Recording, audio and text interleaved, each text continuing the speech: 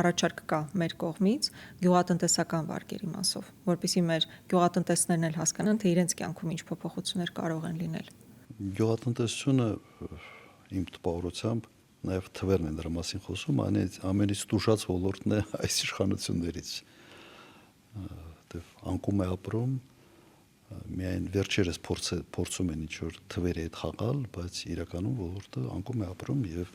ոլորտը զարգացնելու համար ներդրումներ պիտի արվի։ Ես ուղղակի կրկնեմ այդ միտքը, ներդրումները կամ պետությունն են նպատակաուղղված անում, կամ էժան վարկային ռեսուրսներ է տրամադրում, հնարավորություն է ստեղծում, որ մասնավորը դա անի։ Շատ ավելի լավ է լինում, երբ այդ երկու հնարավորություններն էլ պետությունը կիրառում է։ Օրինակ,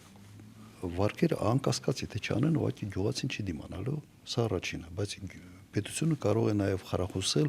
խոշոր տնտեսություններ ստեղծելու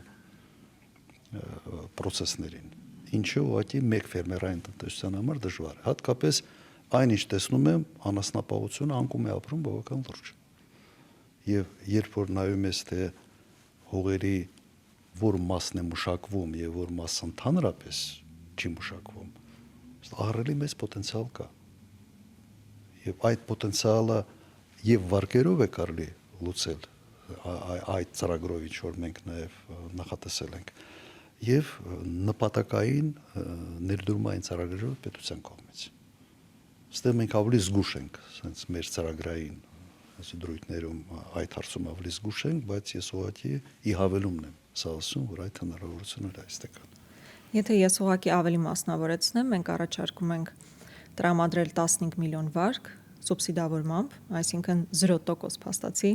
տոկոսադրույքով մեր քաղաքացիների համար։ Հենց դա, բայց ես կրկնեմ, գյուղատնտեսությունը խրախուսելու համար դա շատ էֆեկտիվ ճանապարհ է լինելու, բայց կա նաև այլ ուղղություն, եթե մենք ուզում ենք որոշ խոշոր միավորներ ստեղծել, ագրոմիավորներ։